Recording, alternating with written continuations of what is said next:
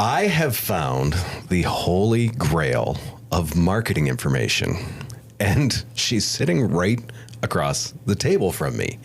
This week, Lindsay Simms McKee is my guest, and she is a wealth of knowledge, has amazing insight into stuff, and her let's cut the crap demeanor made her someone, I see her nodding there, made her someone that I was instantly drawn to. If you want actual marketing information instead of just speculation, today is the day to watch or listen. Stay tuned.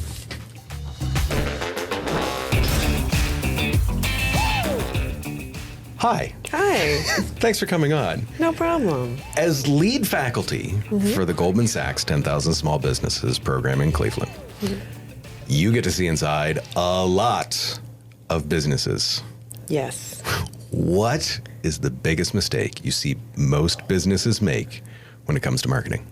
Oh, that's an easy one. So if it was the overall, what's the biggest mistake people make in business, period, that's complicated because the answer there, I'm going to give you that answer first. What's the biggest mistake people make overall? And that is bank balance accounting, meaning that the only thing they know about their money is looking at their bank account. Is if there's some. Yes. That is a whole other conversation. It's not about how much money people have. It's really more about the fact that there's just so much more information in your business about your money than what your bank account's going to show you. And so that's like the biggest overall business mistake that people make. I still make it to this day. I do not look at my reports nearly enough, but it's one of those things that if you actually start doing it, even quarterly, you'll go, oh, I can make so much better decisions based on real information instead of just, oh, well, there's some money in my account. You know, I don't think I can afford that. That's where the leak in the boat is. Right. Marketing, on the other hand, that's really easy. The biggest mistake people make with marketing is that they don't do it. Oh. Yes. So people think they're doing marketing all the time, and then they're not. And I'm like, you're not doing marketing. And then they come into the program, and we have to like tell them that they're not doing. And by we, I mean me. I have to tell them that they're not doing marketing, and then they don't like it very much. But it's okay. I'm okay with telling people that they're not doing most marketing. People that think they're doing marketing they think aren't they're doing marketing marketing because they have a website and they have social media and they're just putting it out there and they're like, yeah, they're posting occasionally about some things and they're like, I'm doing a thing. They're posting hope. They're hoping, yes. They have a very serious hope strategy going on. And some of them are very serious about their hope strategy, too. They're like, we hope on Monday, Wednesday, and Friday at 2 p.m. And I'm like, that's still hope. That sounds similar to what you alluded to before in their banking strategy. They hope that there's money in the bank. Yeah. Yeah, they're like, I'm going to open it up and today it's going to be different. No, it's not. It's going to be exactly the same as it was yesterday. One of those things where you kind of open it with one eye closed. Like, halfway hiding it. Is it there? Yeah. AI, big topic. Yes, one of my favorite topics, actually. How do you see the role of human marketers evolving with that? And then the big thing with you teaching, because you teach at Baldwin Wallace, you do 10,000 small businesses. What will be in the most demand for people in the future? So the first piece is, where do you see it going for humans and what's going to be in demand? So first, I'm a huge fan of AI. I've been using AI for years, actually, since before ChatGPT came along. There's been other GPTs. People don't realize that. But I personally love AI because what I think its actual job is to help human performance. So if we talk about productivity, we all watch 80 million YouTube videos about productivity and all these things. I'm like, and by we all, I mean crazy business people. They're like, I need to optimize my 8 hours. Even by that, they mean 16. Like, we're all trying to optimize. And one of the things I think AI does is that it gives us an advantage in time because AI can do things faster than us. It can't do it better, but it can do it faster. And so essentially moving us from blank cursor to something faster than we could do it ourselves. And that's part of, like, blinking cursor faster. And that's part of what I think the game for AI is. For marketers, if you're a smart marketer and you know what you're doing, again, AI can just accelerate the pace of your accomplishments. So if there's things that you want to do, like, AI can help you edit faster. It can help you create captions faster. It can help you, but it's not about letting it create the captions for you. It's not about letting it create the content for you. It's about letting it know what it is that you know from your experience, from your education. You know that these things work. Now let AI help you pull those things together into elements that fit whatever your audience is and the platform and all the things that actually need to come together. AI can make that happen quickly if you have the knowledge. If you know nothing, AI is not going to be that helpful, and that's problematic. That's where most people are right now, is that their knowledge about a specific thing is very low, and so then they go into AI and they hear all this horrible advice on the internet, like, tell AI, like, I'm going to tell ChatGPT to pretend to be a professional marketer and then do this thing, right? Be a professional marketer and then give me a marketing plan. And then they do that. And then they don't realize when it spits out absolute crap. Yes, they don't know because they don't know. They don't know what a good marketing plan would contain. They don't know what a good strategy is. They don't know the difference between strategy and tactics. They don't know. And so whatever it gives them, they execute on. And because, they weren't doing marketing in the first place, they will likely get some sort of result. It just won't be what they're actually looking for, or even what could happen if they were working from a knowledge base. And suddenly they're marketing geniuses. Yes. Because they increased their business by 8%. Yes, they increased something. They maybe didn't even increase revenue, but they increased the eyeballs. We were just talking about that. I'm going to post and then I'm going to get all the likes. But when you go through them, are they the likes of the people who actually matter? Then it doesn't matter. Things have to. And they're only going to see it in their bank account in 6 weeks. They aren't actually going to see an increase in anything. Or never. Or right, never, right. yeah. They got some vanity metrics. They got some vanity metrics. They feel good about themselves, and that's nice. Yeah, wonderful, wonderful. You said something about that I want to great parlay into the next question here. SEO is changing. It is. As we get more of these AI answers, like Gemini's got AI overview. I personally use Perplexity for a ton of things. I'm asking it questions all day long. I'm sure if you looked at my Perplexity thread, you'd be like, this guy's whacked. That was what I was going to say. Yes, 100. Yes, we know each other. How is SEO and things like that? How do you see that changing? Okay, so I think what's really happening is that people are starting to realize that SEO always meant something other than what they thought it meant. I agree with that. So search engine optimization is what the term SEO stands for. What most people hear in their ears when someone says SEO is website optimization. Those two things are not the same thing. And so now, if you have a business, you need to do search engine optimization, meaning that basically every aspect of your business needs to be optimized for search across any platform, period. That's the difference. To me, that's a delightful change because everyone needed to be doing that anyway, instead of focusing only on website optimization. Because let's say I'll take Pedal Stompers as an example. Your website is how many years old? Yeah. It doesn't even matter, right? So if it's 6, 7, 8, 10. We may have customers that are younger than our website. There you go. So the problem is, though, that whatever your website is, however old your website is, there's two challenges. If it's very young, the internet doesn't know about it, so boo, you're not going to get found. If it's very old and hasn't been updated, the internet knew about it back when it started and has no new information about it at all. So both of those are the same challenge. You're not optimized for search, but the website itself is just simply not optimized for search. The bigger thing is that you don't just have a website.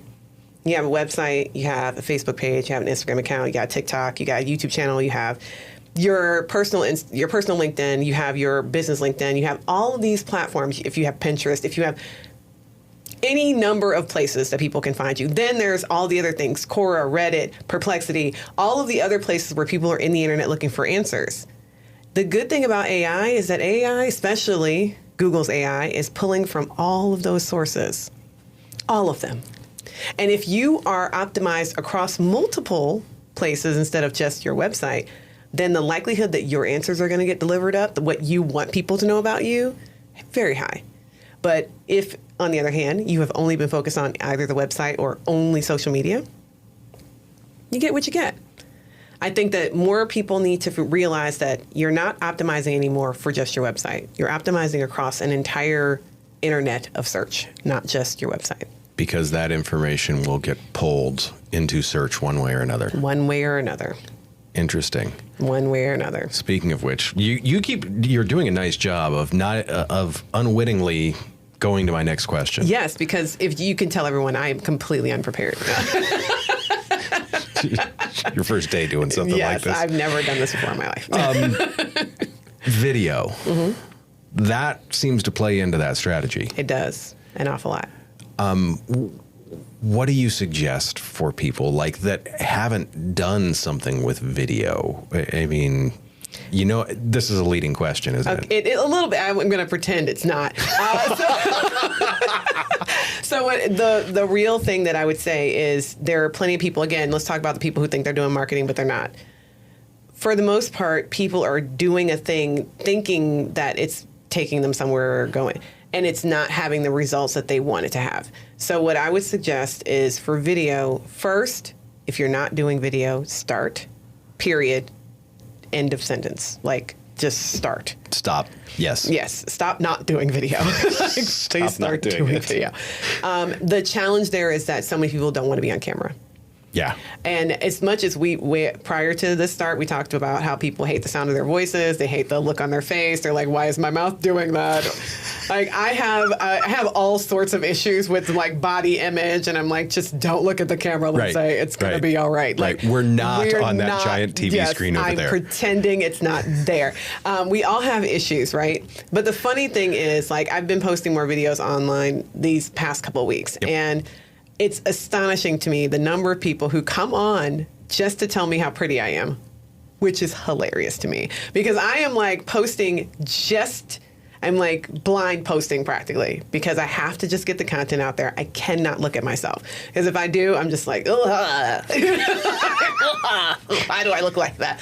And so, first of all, for everyone who needs to be on camera, everyone feels like that. So someone is looking at me right now going, what is she talking about? She's gorgeous. And I'm like, whatever. I know what my face looks like to me, and it ain't in that camera. And so it's like, we all have those issues. It's different glasses. Period. Yes. I'm like, it's all, but either way, like, I'm just going to hate it. Or, I know what I feel like I sound like, and I don't sound like that. So you just kind of have to get over yourself. That's one of my favorite statements to make is everyone needs to get over themselves and get on camera.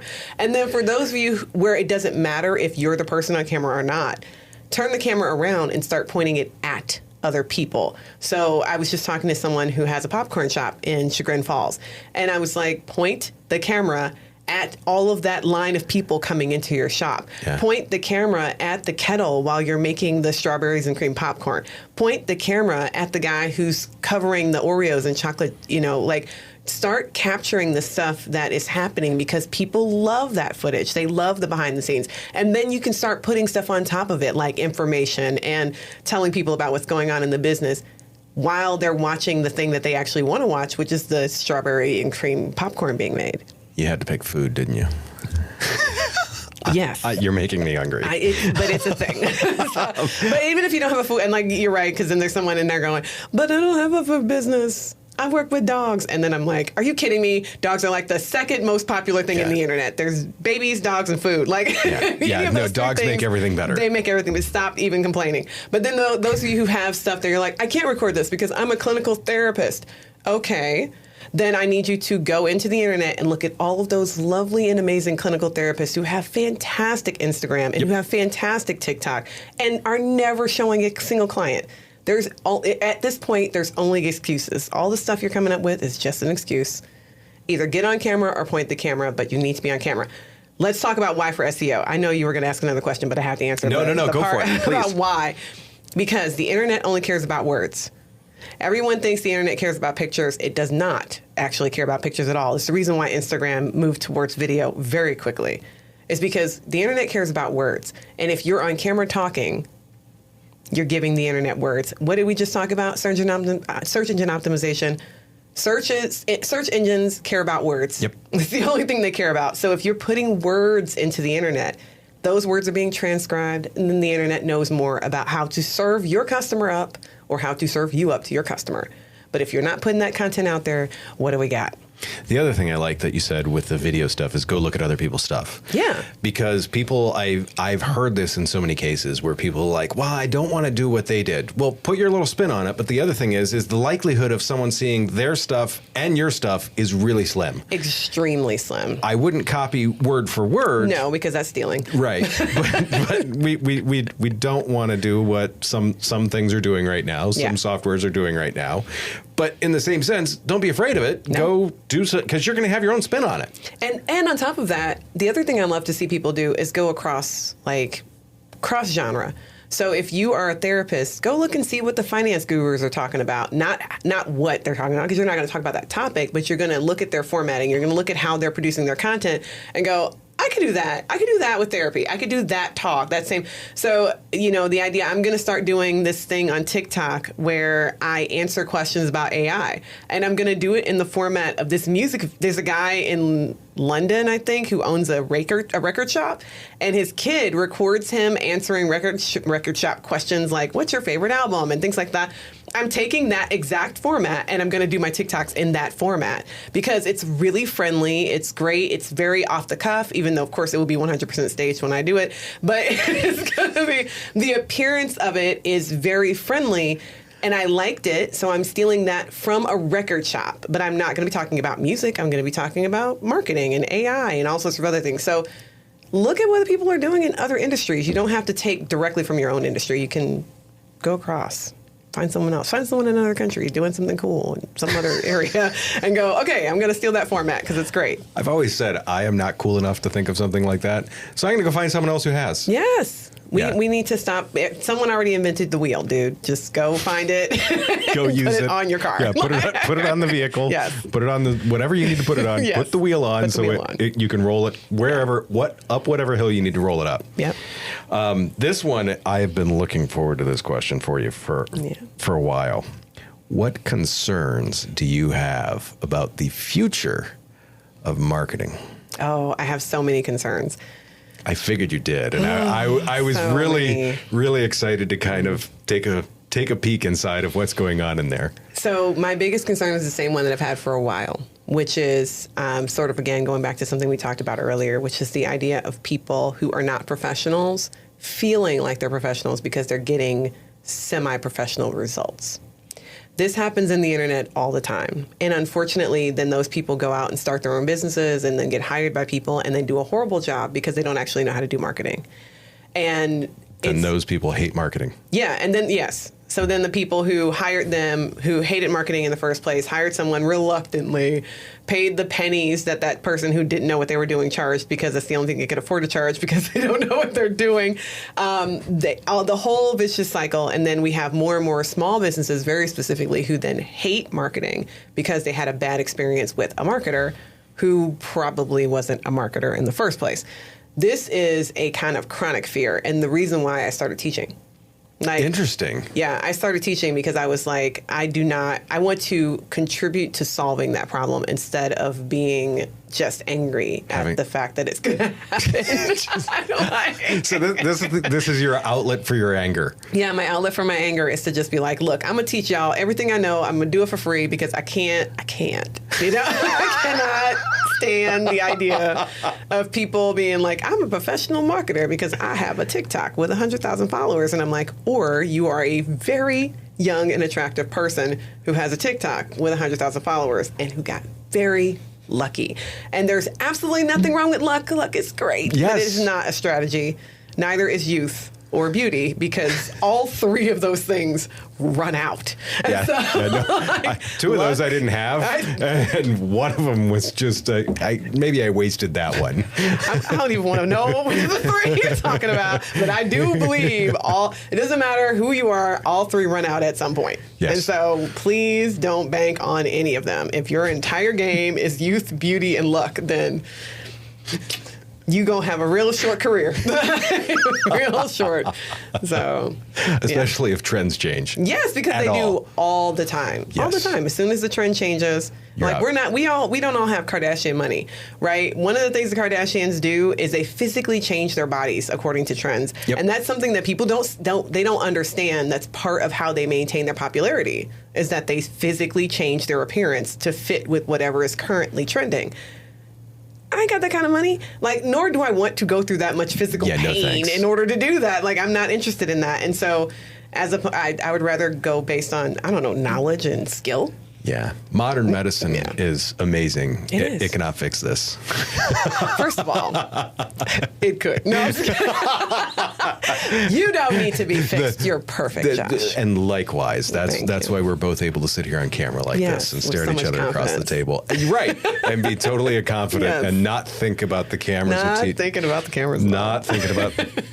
So, yeah, that's my biggest fear is incompetence leading to small businesses hating marketing, even more so than they do now. Right. Yeah. Right. Because, I mean, it's interesting because I've always talked about it with marketing is when let's say a factory that you make widgets, it's pretty easy to justify a new machine that's going to make more widgets because I can go out there, even if it's not working, I can go out there and I can look at it on the factory floor and be like, machine. Value. Right. Yes, I paid something. Worth money. Right. It's sitting there. When you buy marketing, you're... you can't walk out on the factory floor and see it. I mean, you can be like, I've got a pretty website, I've got videos coming out, but those don't have that tangible aspect to them that so many business owners, they think they need. Yeah. And it's completely understandable. Like, as someone, again, I am a business owner, so I completely understand. You want something to show for it. You want something that makes you feel as though you weren't wasting your money. Right. 100%. Yeah. Unfortunately, marketing takes time. So it's very much more like, I don't know. I mean, it's got gestation in there, right? Like you it's like an plant yes, it's like an elephant. You plant the seed and then it has to grow. Like things have to happen over time. And if you have a good marketer working with you, then they will give you an idea of what to expect, what things are coming, what you might see as an indicator that there's some value coming down the line, or be able to show you some way to get some instant value out of it. Like, there's some ways to do marketing to make things happen faster, even if the longer term stuff is going to take its time. But again, you have to know what you're doing, and otherwise... It's funny because it takes me back to a client that we have right now. He's been a great client, and we've had amazing luck with him. We have grown his YouTube following 300%. Lovely. He had 2 follers. You're like, it's a fantastic change. We have how many now? 12?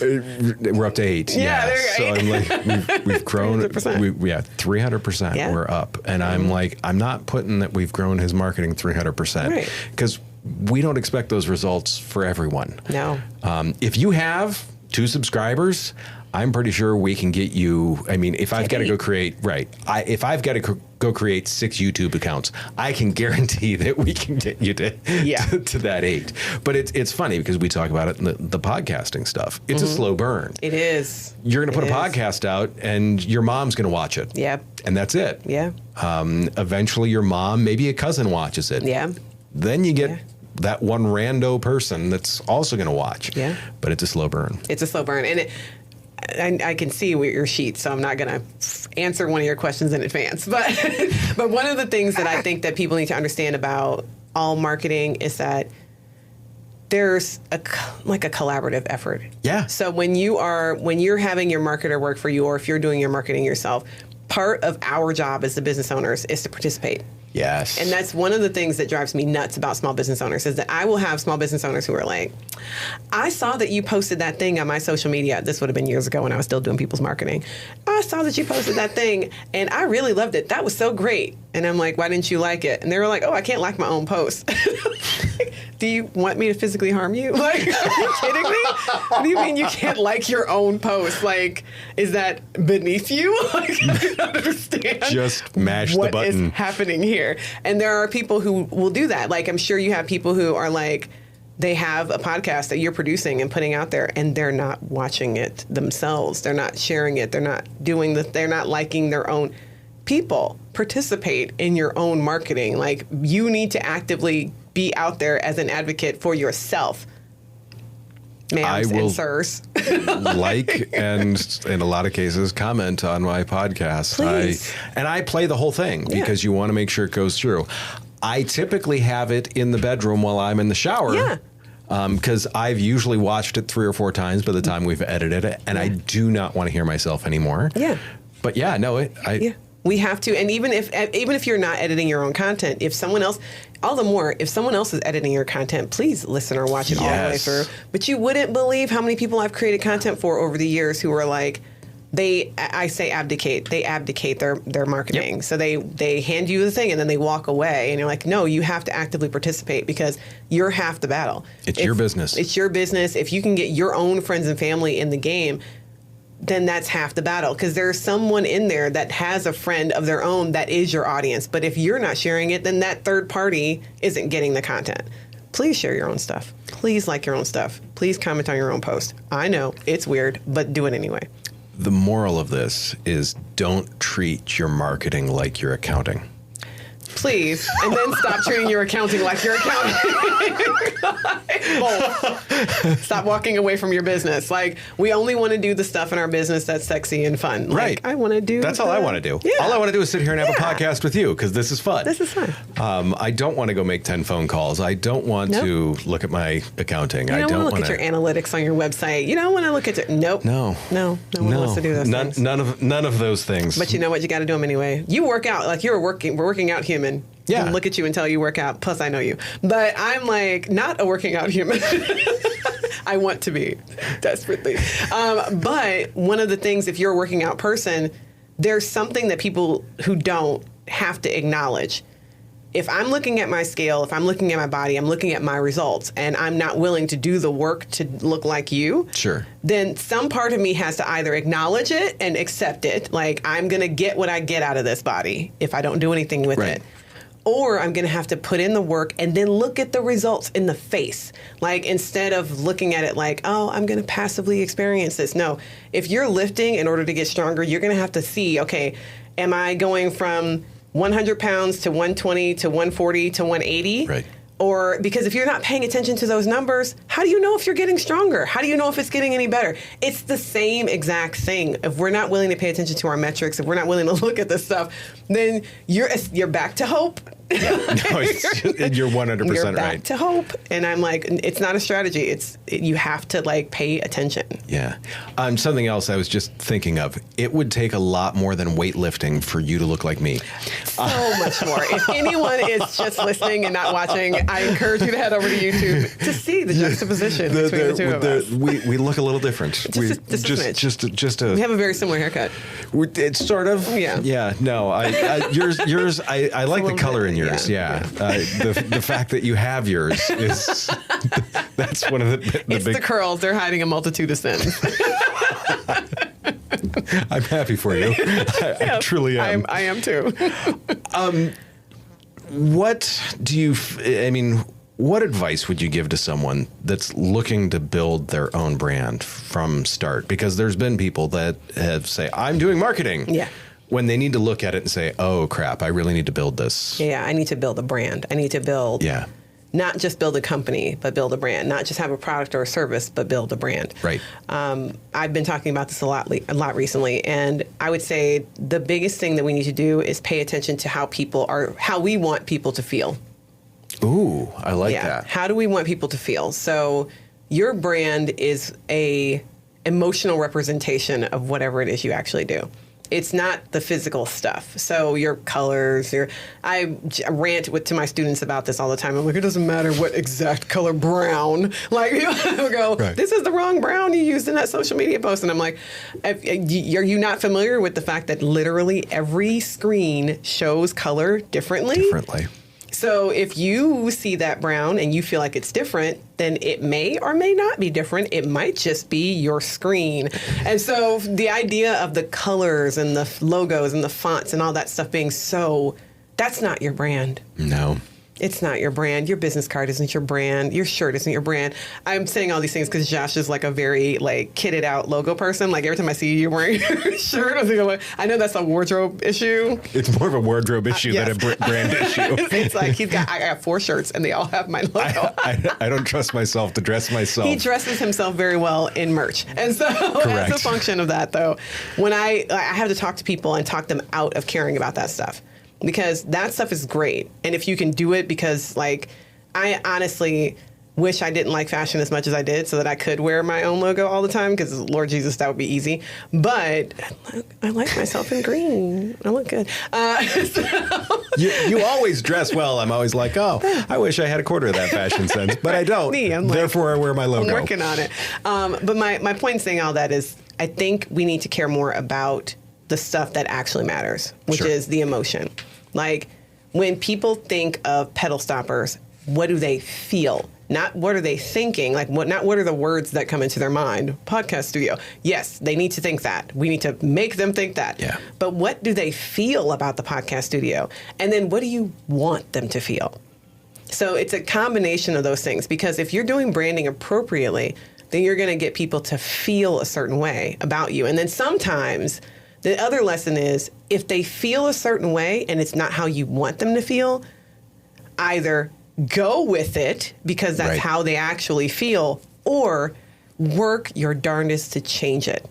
And when I say feel, I don't mean they feel angry, like, like, I mean, like sometimes people have bad experiences. All business owners, if you don't have a good somebody was pissed off at me story that was legit, then you are doing something wrong, because it's like, that's just what business is. When I was talking about frauds earlier, I'm like, I could make a list of people who think I'm a fraud. Like, because it is just real. But at the same time, that's not what I mean when I say how people feel. I mean, like, do they look at you and think authority? Do they feel comfortable? Do they feel happy? Do they feel sad? Are they supposed to feel sad? Right. Are they supposed to feel comfortable? Are they supposed to feel happy? And then how do you turn everything that you do towards that thing that they're supposed to feel so that you can make that happen? And if you're like, but it's a podcast studio and they're not supposed to feel anything, that is completely and utterly wrong. Yes, it is not true. People buy based on emotion. Yep. And so if we're not making them feel something, then we lose. Period. No, 100%. It's funny when you say that, because the two studios even have a different feel, and the other one that we produce out of, very different feels, and people will drive further to one studio because they're like, oh, I like the feel of this feel one. of it. Mm-hmm. Like, yeah, that 100% makes sense. It's all about the vibes. Some quick last questions for you that are going to be interesting. What's one of the most rewarding aspects of your work?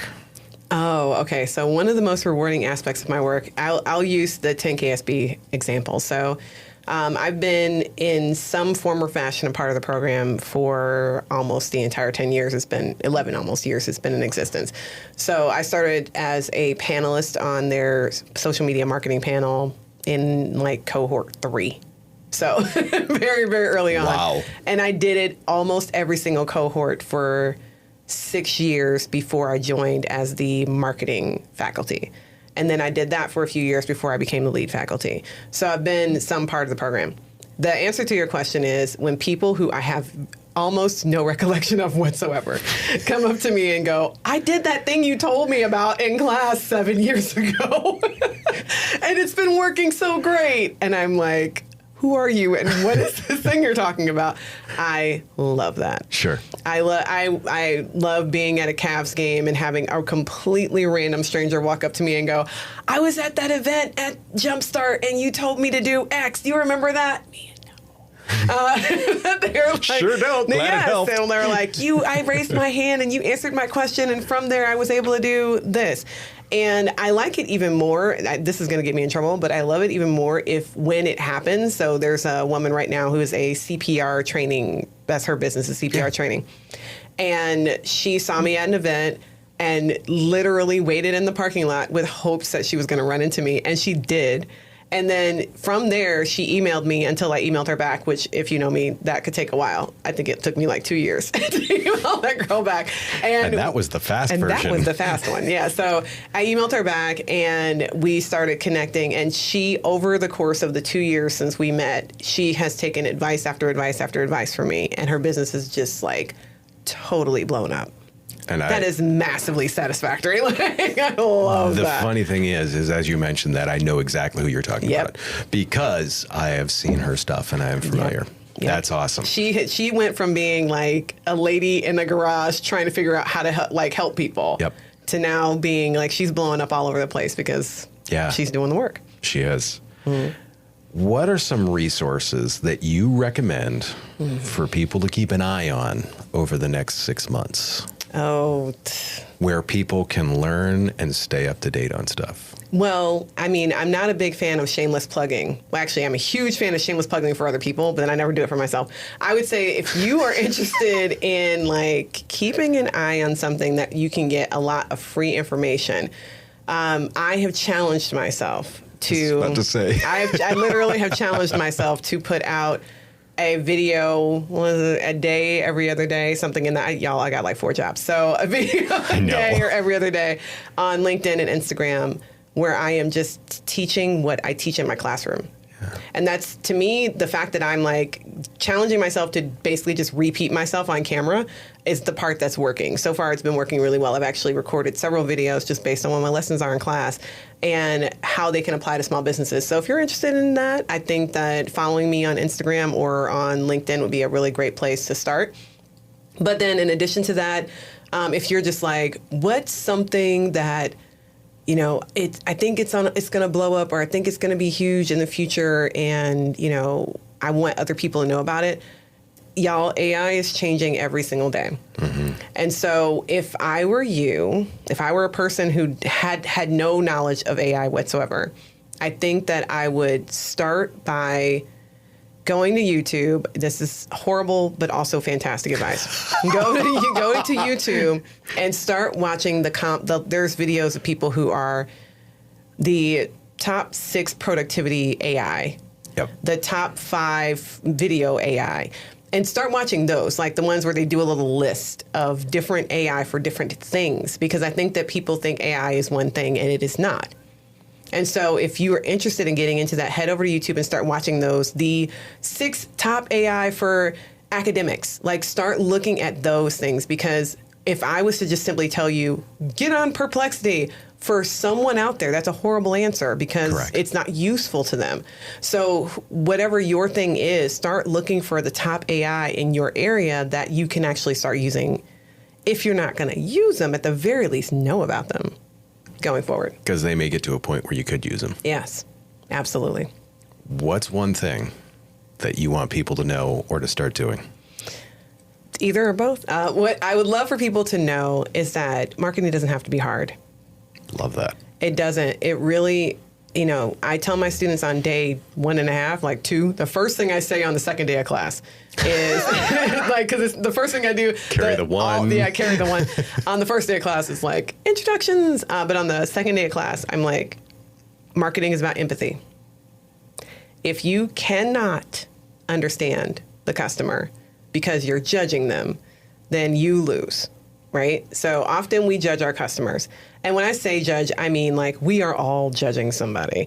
But what I mean like changing your behavior based on the judgment, right? Yeah. And so if you can look at someone's preferences neutrally, understand them, like I said, if the studio makes someone sad, looking at it and going, okay, sadness isn't what I was aiming at. So how can I understand why they're sad and what, because it could be a tiny tweak. It could just be the like temperature of the color. Like it could be the tiniest thing. But if we're not willing to be empathetic, then we're not willing to see what the problems are and really understand it from the customer's perspective. Because the second you solve the problem, you're no longer the customer. So that's one of the other life lessons that business owners really need to get. The second you solve the problem, you're no longer your customer. So you need to understand your customer they've got different issues, their problems evolve. Makes sense. Be empathetic. Love it. Yeah. That all being said, that's a boatload of information today. It is. and it's wonderful. This will be one of the few podcasts that I will go back and watch again. I appreciate all the information. I'm pretty sure everyone out there does also. I would tell you to do the like, subscribe, but you guys already know that. That being said, do me a favor, take care of yourself. And if you can, take care of someone else. I will see you very soon.